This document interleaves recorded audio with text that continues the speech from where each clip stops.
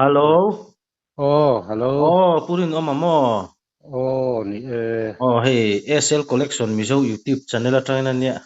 Income na hun thade, may min han siam chaka. Ichunga lom thu. Kasoy oh. ole, ke pokalome. Kan han income dan tu chu upati ti tiang dewin bulin han tan roi mai la. Eng Nya, tiang zo mai kan han tan ang khalai. Avan tong kho tha chan chin te po kha ngai thak. Achak mangi akam keunan han tan ta che.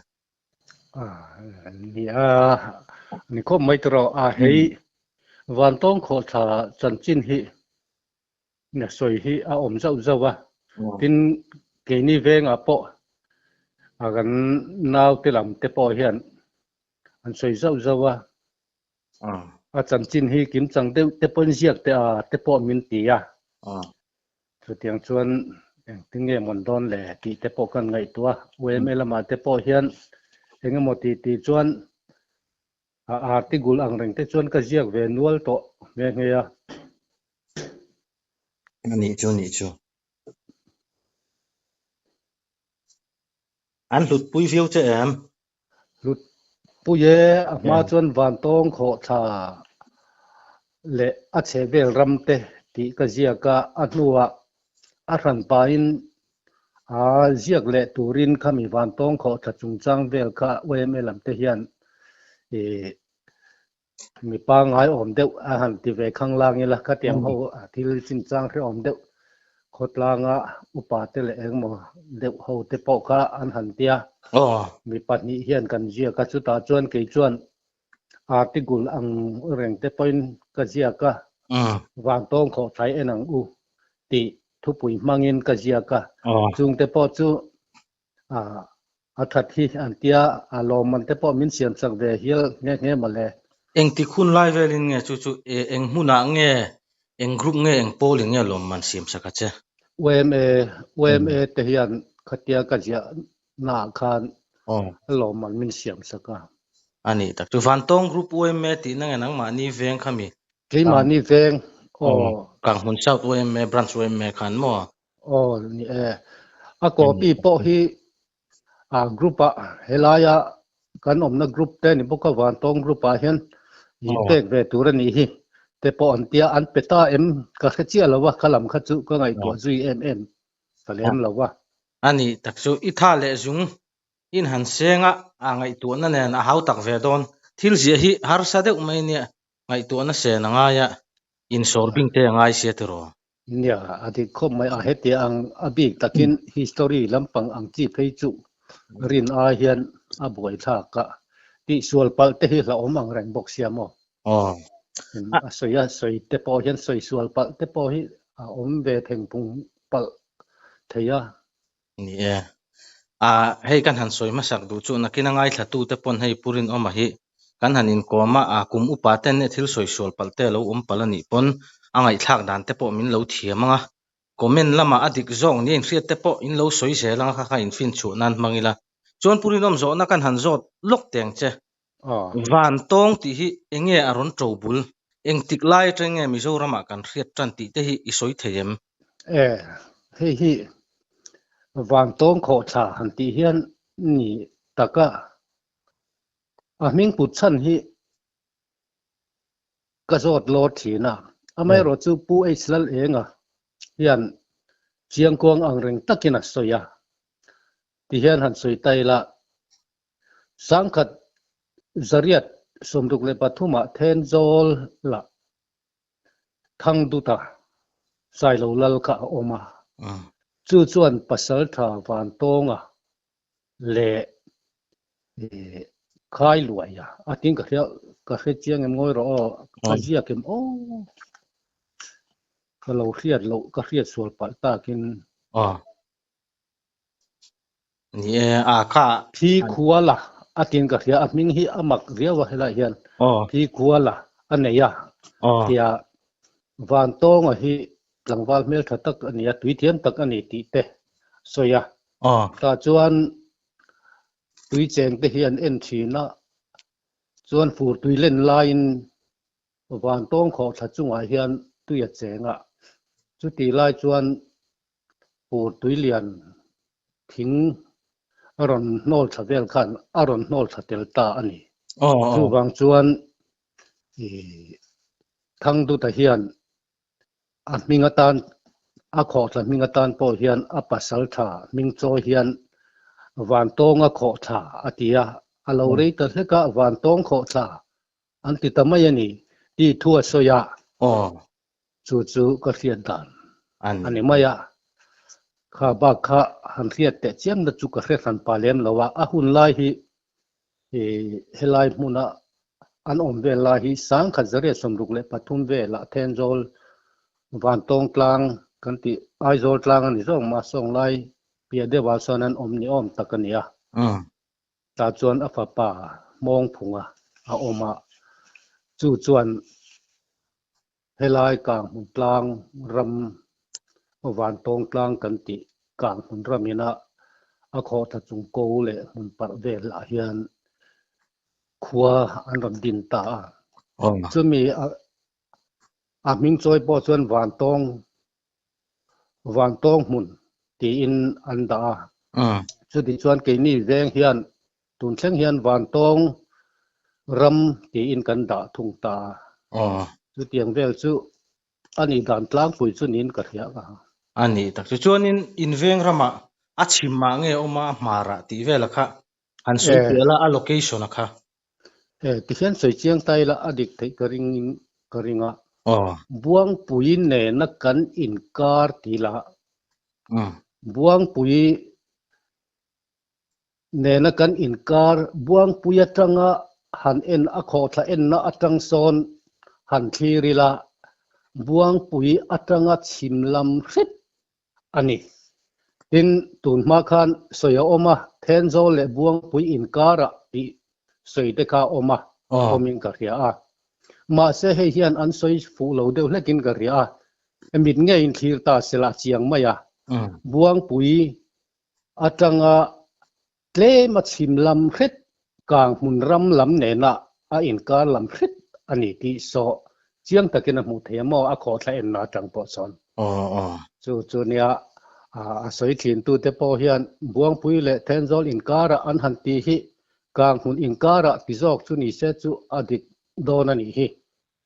buang pui le kang hun in kara ti se adik bokanga ti te kan ngai to mai maya a mun vela tang a en la tang te po son va enila a chiang thei maya chuan kan soi zel lo mayanga ole chuan ne wang tong kho tha hi Mizorama alara a en tu tam tak te le hei wasop le nge mo bi vela te po hian kang mun khuwa kan ni thu khoya om nge ni ti min zo po hian a kang mun khuwa kang mun south khuwa kan nia ka om na khuwa chu van tong kho thako chung ti ten van tong ram nei tu kan ni vel te po hi fiam thu ti tak deuh te poin kata lang fo thina mo ani tak chu ta chuan a kho tha en na atang son thir ta ila yan ti chin teng a chian thei kan ring deuh mai maya a kho tha en na atang son han thir ta ila kan va thira chim kho thang lam hret ani ta a ta chuan kan va ma chon chia kan vei lam pang kan va thira tanga kan vei lam a lui kor tlang chung zol te le asir kham thor do te le ngo choi chau ram alang chin jong so ti mayang hi ta ana ruam anga lang pok hi kang hun sau ram kan khoram ani deuh veka tin apia deuh hleka so kang mun khuwa po alang wa chu a om na mun tlang pui chu nia buang pui khuwa ne na kan in kara a in luan kual dan hi a kho tha en na an siam atang son vathir ta ila he ta mar lama anar lam aluan kual na hi alang chiang theilawa han thir po hian ruam rai om chho tu pa khi anar ni mai om mangi ti tur aniama sela ani lova aluan kual na hi ngo thing ten a lia lo wangin alui hi akuang len lutuk lo wang khan alang chiang thei lawa ngo in alang de khup zoka ta chuan a luang kual ta daya han thira alui ina adai dan chin a vei lampang chin khimi a khita a hnar ni om tak ruam chorai king ang zong zong tele atlang cheng zol zong zong hi kang hun ram ani vek ani buang pui khuwa hian heta among lama hian tlem te ram chun tha lek lai chu ama awanwa ero chu lang phak talawa mo chu tiang chu adin mun chu nia ithil na wan afia tha khop maya ithil riat thili rei thei ka tia I chulai te chu kan lo tla jep le loka chuan isoi me kan ril ro lo om chu van tong kho thla hi en don le eng tiang nge kan kalanga pakhat na apa ni le na I khami atui kho thla kha chim zong in nge kho thla kha mar lam zong in ti te po kha a chu koi ton ani phunga khamin han fil le ta che a en tur chuan then zol lunglei walbeng road a hian kal ngai then zol atangin kem sari vel anita amon chuan then zol atangin walbeng road a chimlam panin lo tlan char charanga buang pui kholu ma chong chilipuk anti ku thang dewa khona oma wanwa anar buloka chumi ma deuh chuan a peng ta a kem ni borvel awa peng phei ta a veilama chuan kal pheke em ni borvela tlang tok alo ommaya chumi atang chuan chim kho thang lam hoi hlekin kan thlir ta ani chu chuan aron kho dan po chu tia ang chi aron kho thei chu ni ta mo kan ma zon ang deuh tak hian aron kho ani mai chu ka soi thiam chia lo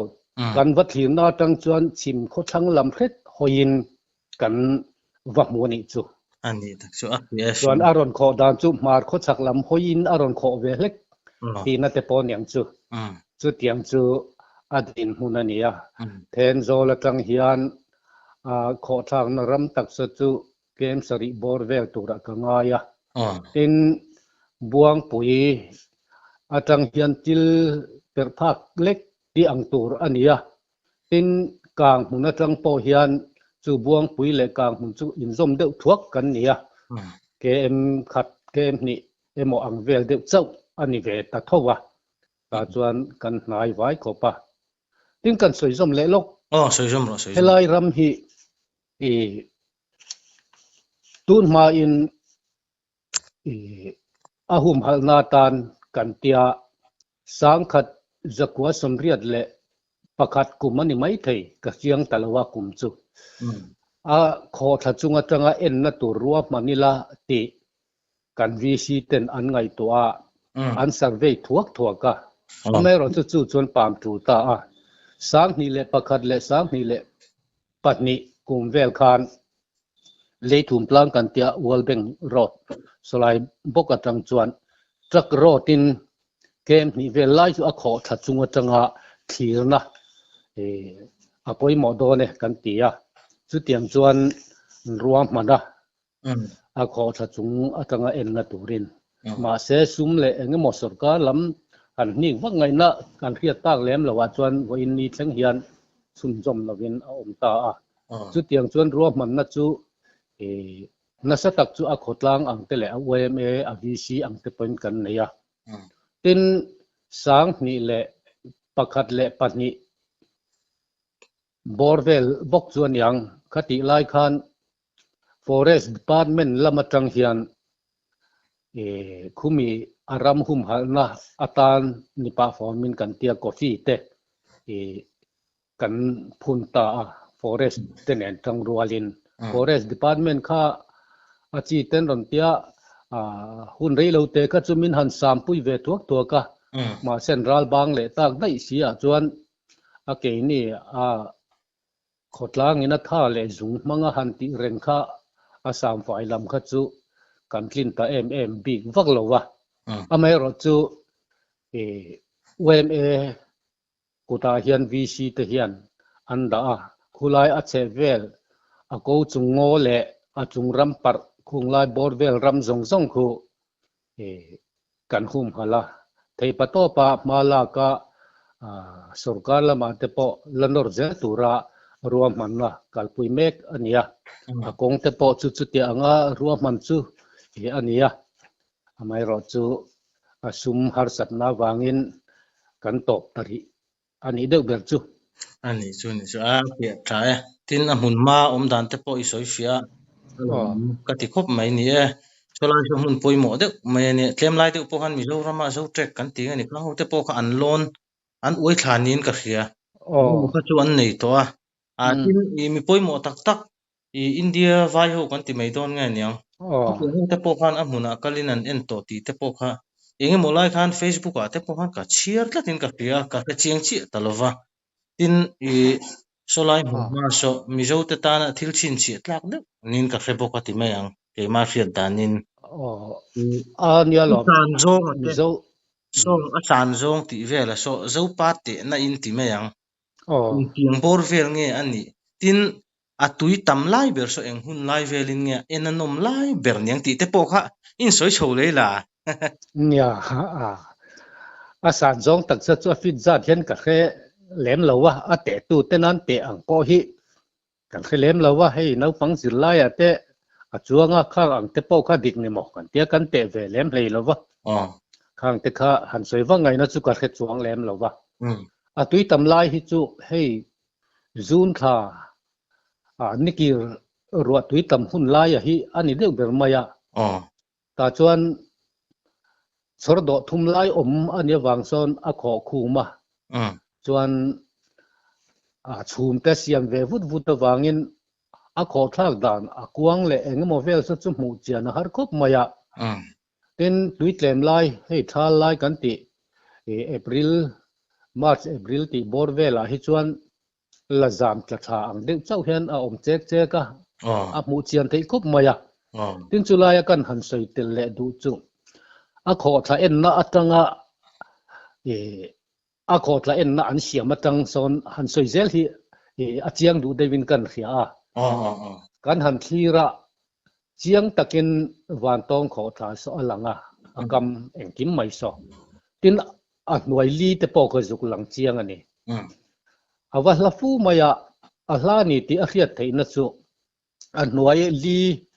he lampang a kho thla en na lampang sira kon lungpui thingrem tiat vela langwa wa ko oma i en to emo ka khelawa khung te phu po ku an bel chiang ve mai mai se kan du hlom mai maya thingrem tiat ang vel hen a langwa wa then khat ten lui thum akil theye an tia tia somria le pakhat kum khan putar patni huain akam vela khon hrui tung ji kan khe kho tha li thleng khian i han chian teng ka tia chumi lungpui chunga chon kan han chuang thak thaka lui thum vela kil thei an ti hi an lo war lo ani hi lui ruk lui sari bor vel lai akil thei don hi te ka tia chu thingrem chiat anga langwa wa ka lui ruk lui sari bor vel kil thei na ang ania a hlafu ni ti chu rian maya chu tiang chana ra le lampo alang hlafuwa chumia wang tak chuan a kho thako chunga hian en thei dan ngai to ila ti in kan khotlang hruai tu te le OMA lam te po khan ngai to na chi khrang khrang an siama tin a kho thako chung te po so ke ni te pe hi chuan kan chuang kai dor dora mai ro chumin ram te chuan chu tiang takin anwa tlo po ngam lutuk vak lem lawa tin atlang ngopui mun ti chia lo khi chu thoma kan nei reng thin pe an nia chu wang chuan helai ram hi chu kan chian ang reng khop ani chu chuanin somi vantong kho thla aso enge ni Mizoram angzong a hian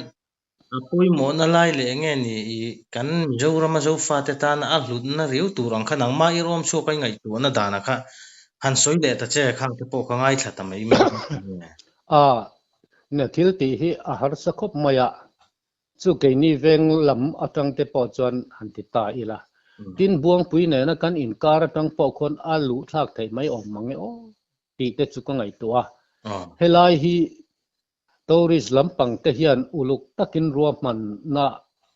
a en na a ko chunga tanga dục en na te ừ heng te hi ruwa man na tha tak chu nei la chu mi khual ko lu na tan te le jin vel wak han tlo po tan hian a tha don mange o ti hi chu ke ma ril ru le ngai to nai chuan o ma ừ tin wei me la ma tang te po hian kan soi thina en po ni sela heng ang tu lam te po hian ma lak hi a thalo man chu te kan tia a me ro chu ya thil han ti zung zung hi har sa ừ chu wang chuan ril ruwa hi chuan vo in ni thleng hian ala riak ve reng mai chu a hlut na tur ani mai pia lama kan han sei du chu a khotlang thingtlang development na thil te kan ti ni chuan kan veng ram thalai mun kan chohlok na ram par tha ania atlang zol sa kong nuam tak a om chuan abik takin khotlang tan eile bar kan zon na kong pui thai ilo sum chang thai kan lak chuan na kong pui thatak mai min siam sak don kha alo ni reng maya ti te ngai to na oma kho development te hi sarkar hian a ngai tua chang kan zel na te kha tiang te ni kha chuan thil pani poimo deuh deuh a khotlang tan le mizoram pum huwa patan po hian thil poimo tak hi chu a om ve ni hi ti te chu ka ngai tua nai chuan a om ve thin ani tak chu ni e kan bel ve leng kha kan pu so yang deuh khan tourist attraction intimate anga sap tong in mang ve khang lang ila thiam lo mai enge ni khwal jin mi te hip nan so lai mu so thla han lak nan te rem em me ya so so na ki na po zo fa te ta na thil hulu tuk tur ani wangin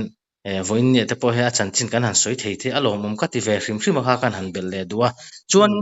a mun ma tu na a en na viewpoint kan ti mai te a thlir na so von thiang hlim dan eng tianga ti thiang hlim chi nge ning ti te tlem lai deuh a rei to sang ni le som pahnih kum nge ni khan ka kal zuaya rin ain bol hlo pai le i lo veli kan film khur lo ka tia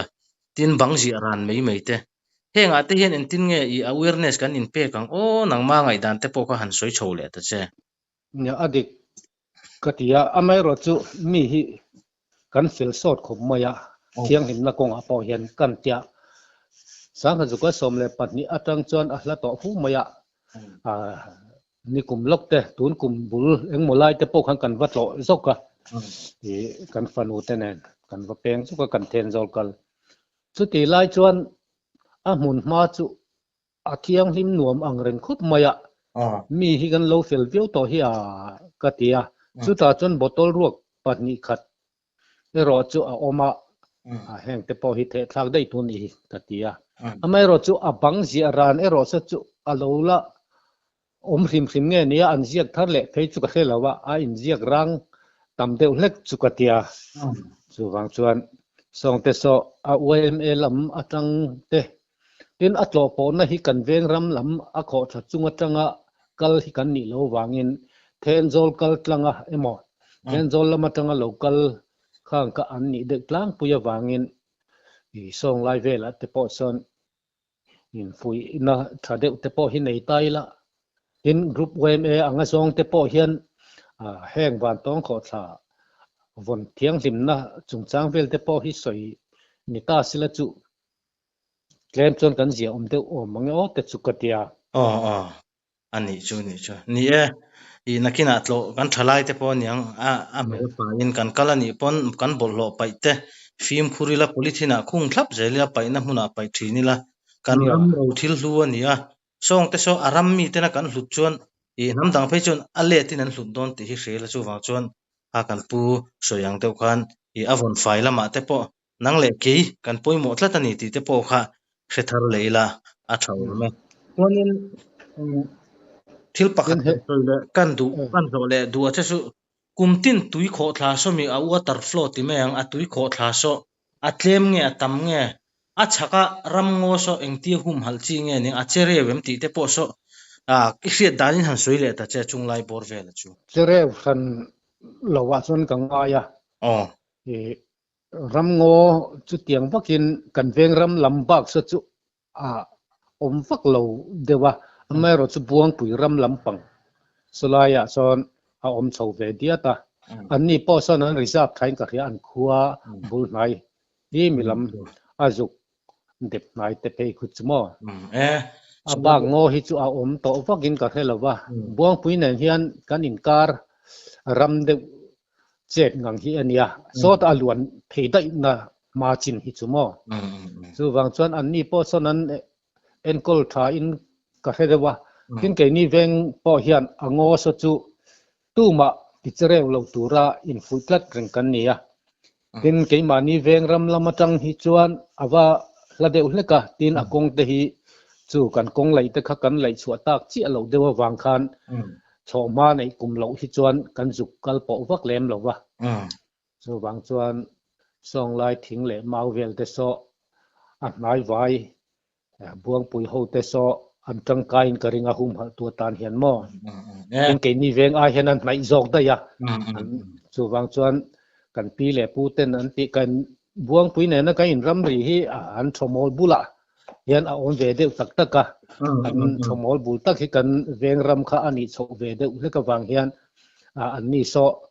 an fil ang reng viawa hen kong a hian kho in en kol na kong a hian chu wang chuan an ni po so an rin tlak om khop tura ka ngai ani tak chu solai kham choi ngo vel so ni evon hi mangaya aku chevel buang puite ka mun wei me te in che tharia win alanga khain han soi manga pon alom om katia hemi kan nature thil kan environment hi kan ven hima kan ram ngo te kan ven him chon nakina ram nuam tak me la om the ni ti te po hi ngai thatu ten the thar leila a thau me chuanin enge ni han soi du khalai bor vel akan han soi mai soi du inayem chuan adota enge ni solai chong chili pu ki te mi khai soya kha chong te po cho a history te i hriat chon min han fil chole la chu mi ma chon khami van tong lam panga khan soi mai om enge mo poimo de mai mi puya han aware tur mi pui han in hriat tir tur ang chi te thil poimo de mai soi tur omem chu tiang ang em lam chu ka khelem lawa amai ro chu solai ram so i keimani atual chung ram hian atual chung zok hian i mimal ram nei tu te kan om ne wa mo heng ram te hi ti ri ral te alo ni point a lei tu te hne na te po an lo le ni point eng tik nia mo chuan akong pui hi a kho tha chung atanga en na hi kan la mamo nge yang ti hi khethiamin mi ne na an lo khala ni pon khami inven na tur kong kha a ke mani tual chung lampang zong ma ani chu aru ta kal kong tur kha ruam man na thade wa ma mi ram po ni se na kina phal taka khalai mu na kha siam thei turin om thei nga om thei se i mal na ta na da that ni se tiang deu ni mo nia kha apoi moin ka hiatin a lei tu tur te po hian khethiam sela chu khang lai a te po khan wan tong kho tha apoi mo na dan le khuai na kan lo hum hal thin na dan te po hi han kheta sela tin ram te hi hal te po hian man hla mi hausa te hian nei sela mang tang kai la a re thei tam te po hian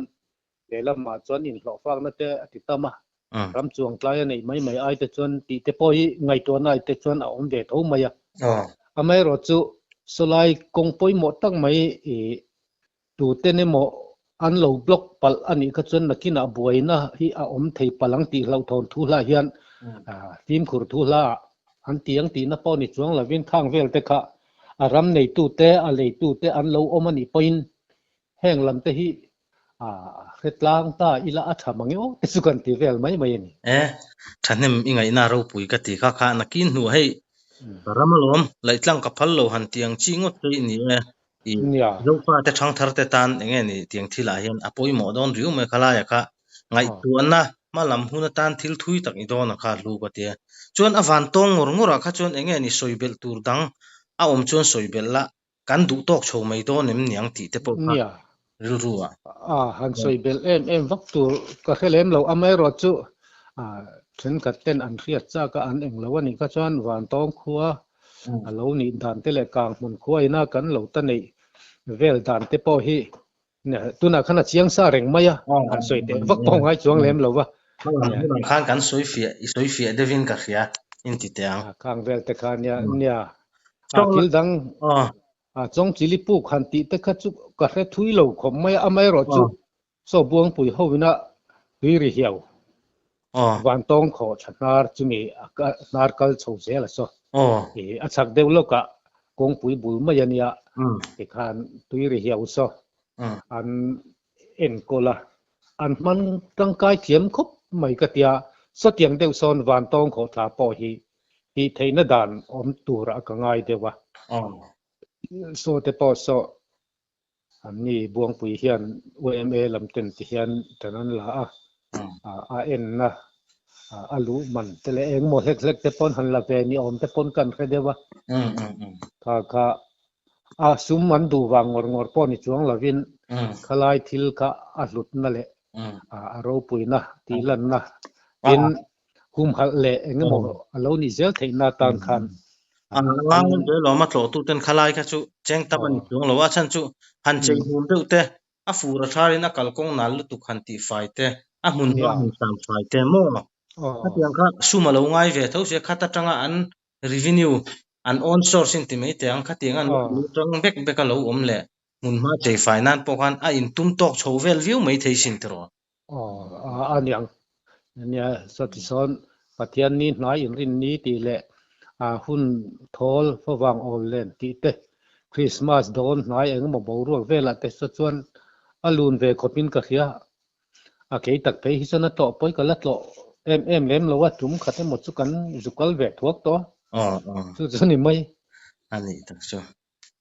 enge thil dang han soi bel ngai thil poimo khatiang chi song lai che vel ram te tlema thil han lang sar deuh tur han notice deuh turang chi kha ala omem soi turi la nei em han soi em tu po ka khe khan fa lem lo song lai ram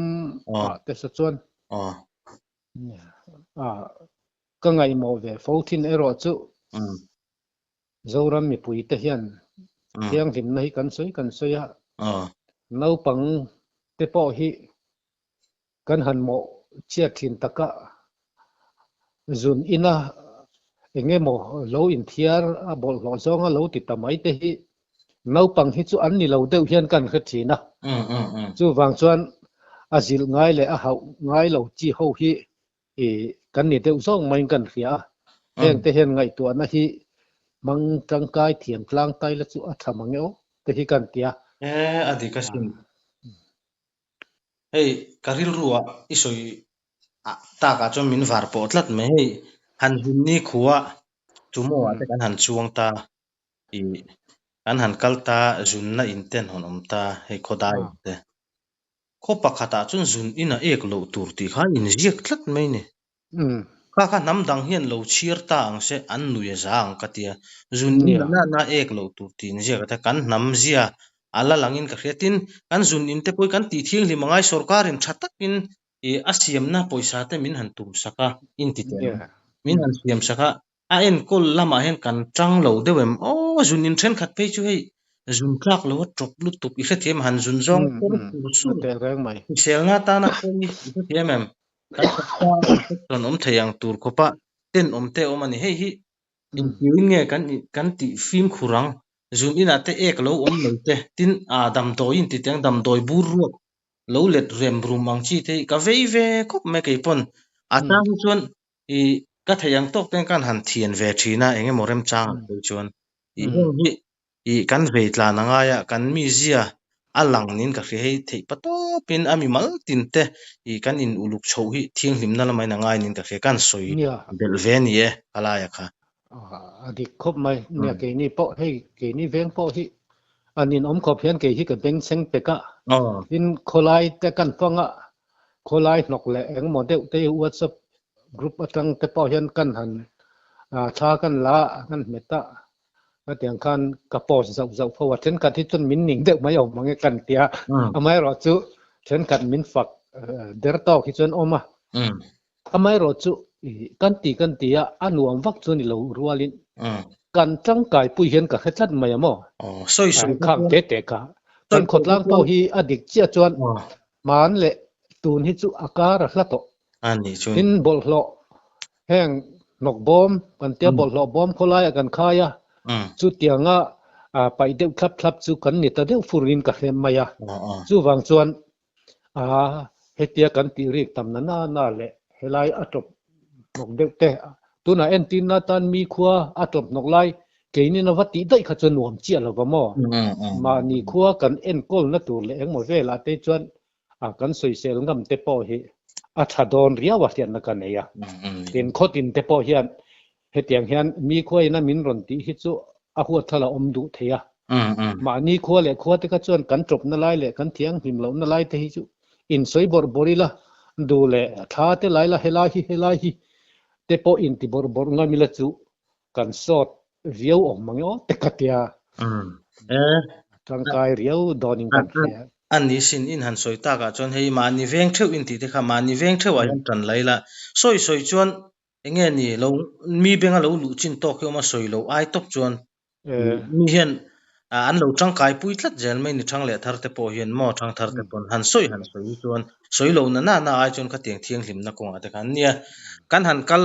thui deuh kan han peng dewa faina lampang te kan han soi ta de ban to wa kangin a subject ka kan lu chi lovem o ka te ma se thil tha to chu ne to nia I kan du tok chho mai don nge niang I kan in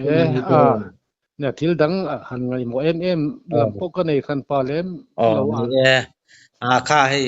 kang mun south kwa purin oma I thanem ngai deuh mai in kan han biak na te in kom kan han dil na te min phal saka hludon le in ka hre history te po khang te po kan hriat lo thil tha tak tak a hria tin ngai thla tu te na aya hre jok in omani pon comment lama te po soi kaila hei thil lu tak tur ni in ka hria chuan purin om hun mai min pe a I chunga lom thu ka soya lo dam la lo frisel reng ro le ki po ka lo ne